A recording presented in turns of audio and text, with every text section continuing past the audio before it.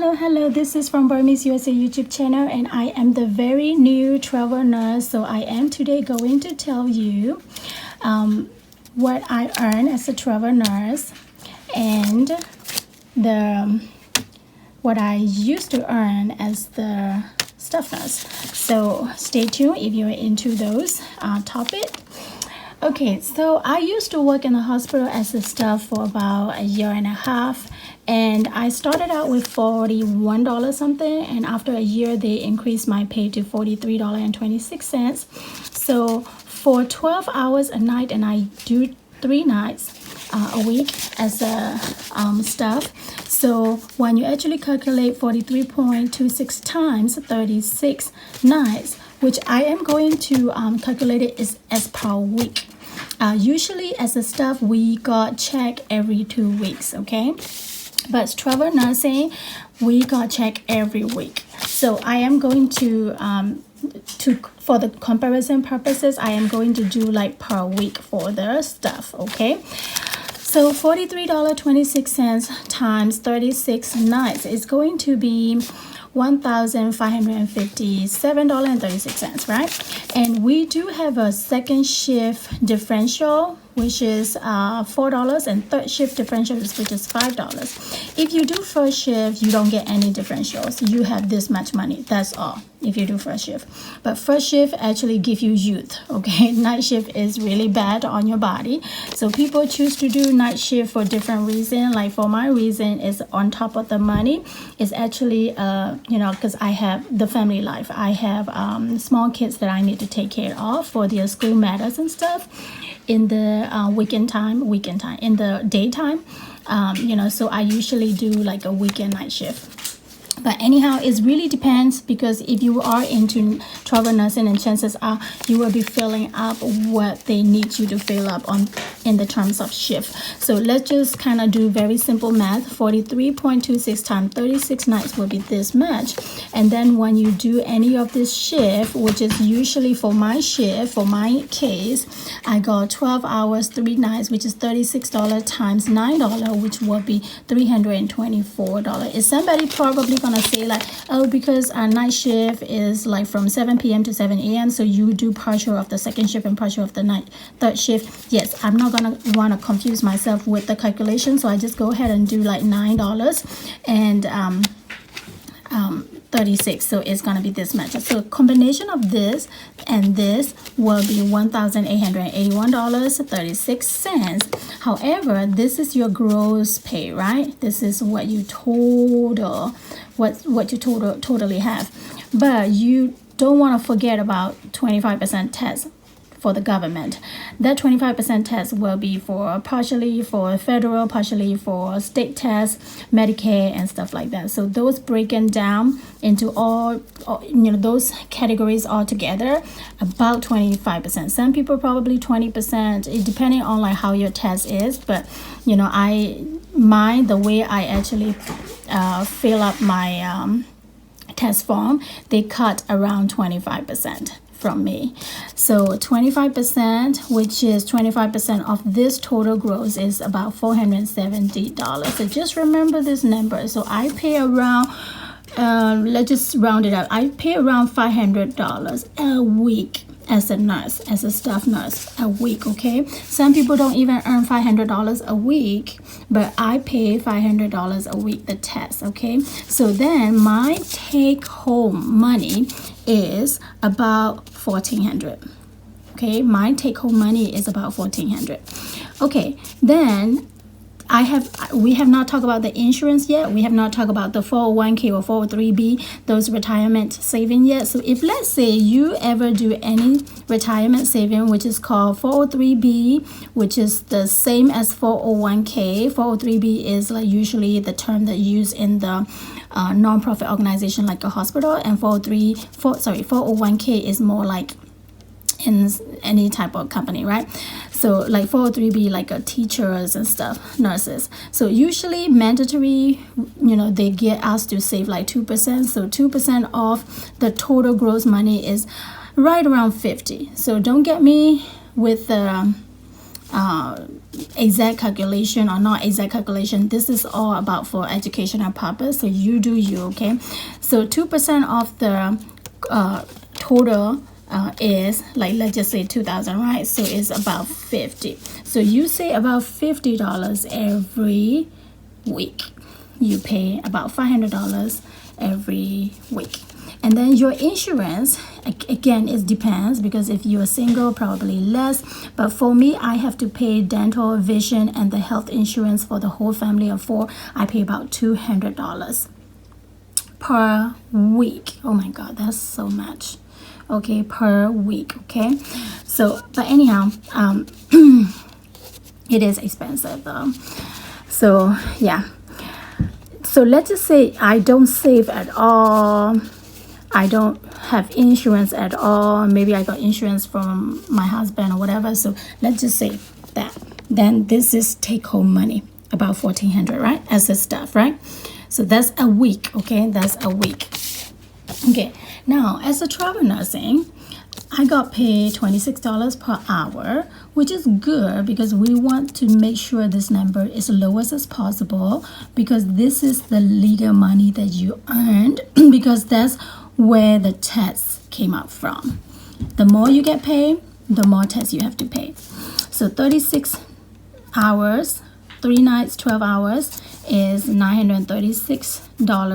And this money will be depending on from which hospital you signed up to and stuff. So it's, don't get me for that. So this 2 right here is $936. Remember, I got this much as a stuff, but I got only about half because of this total amount that I got. Because when you actually do the test, about 25%, and I only pay about half of the test. See, I used to pay about $500 test. Now I pay about half of the test, right? Okay, because of this number. Okay, that's the sweet spot. Okay, that's more like a loophole, I would say. Okay, so then my take-home money is when you actually minus 936 minus the tax, my take-home money is only $702. It's about half of what a staff nurse got. Okay, not sweet, right? But the sweet spot, the sweet stuff is the stipend. Okay, so the stipend, we have 2 types of stipend. Meal stipend, $476 per week. Again, this number may varies from hospital to the hospital, and so make sure you check your pay package, okay, from the company or from the hospital. And the housing stipend is $770. So all that together adds up, because you don't do those stipends, you don't pay tax. Okay, so that's the sweet spot. Okay, so all that right here together is $1,948. Okay, so that's your take-home money. I put reimbursement question mark because there are some reimbursement that you can ask from the travel nursing agency. You have to just check with your recruiter. Like for example, mine is the uniform, because I have to buy new uniforms colors, so they pay for it, not much, like $100 and stuff. Then for example, if you have to actually renew your license or like get a different state's license and stuff, they will reimburse you for that. That doesn't mean that you get extra money. It just means that you just don't spend extra money. So I did not include that. I just kind of put it right there just in case that you will know what you could be entitled to get more. So anyhow, all that's 2 stipends, and your take-home money from this big salary is about this much. So we here as a staff, we did not talk about like 2% of the 403k or 401b or stuff and the insurance, right? No. So this is your take-home money. Let's just say you don't save anything for your future and you don't have any insurance at all. And same thing to the travel nursing. You can always choose to get the insurance, but if you do take the insurance, your money, your pay package is gonna be looking different. Your pay package is not like this. It's a lot. It's gonna be less of this, gonna be less of this, gonna be less of this. And it's, let's say you want to save the 401k, 403b, stuff like that. 401k for the travel nursing agency, because that's the regular company, not the nonprofit. So let's just say you save 2%, that would be around this much as well, or maybe less, because I have not done that yet. For my company, they don't give me any 401k opportunity until I work for 3 months after, or something like that. So 3 months is like a one assignment, because every assignment is usually 13 weeks. Very first week is orientation, another 12 weeks, which is 3 months, is you're on your own. So I am already on my own on the very second day anyway. But anyhow, first week I am like a baby nurse there, and I don't need to be like afraid of asking questions. And then on the second week, you're on your own, and they expect you to do everything by yourself. Unless it's like some policy procedure, maybe you can stay ask, it's no problem, but you gotta be like on your own.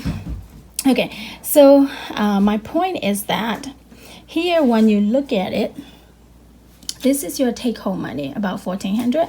This is your take-home money, about $1,900. So altogether, when you actually do a simple math, it's about $500 extra that you save. You save, like you got about $500 extra, right? Okay, when you look closely, this is your take-home money, about $1,400. Here is the travel nursing take-home money, is about $1,950. So let's just kind of round it up easily, okay? So this is about $1,400. This is about $1,900. So let's just say you got $500 extra more on the travel nursing, okay? $500 extra more per week, okay? Per week. But you don't want to use the $500 like your own money, because remember, you have not saved any money on the retirement, or you have not have any insurance. What if, like, for some people who are like single mother, or maybe what was it called, people who don't have insurance from the husband and stuff. So anyhow, you have to have an insurance, then it's about $200 less. Retirement's about $50 less. So then you got extra money of about $250. Where does this come from? This come from the tax loophole right here. You used to pay tax like $500. Now you're paying like $250. Why? Because you used to get more money as a base, and now you're getting less money as a base, but you still got money as a stipend. So it's kind of adds up more, and then save extra. So this is the beauty of travel nursing. So people would be like not quite pleased that they only be able to pocket it $250 a week. That means just $1,000 a month.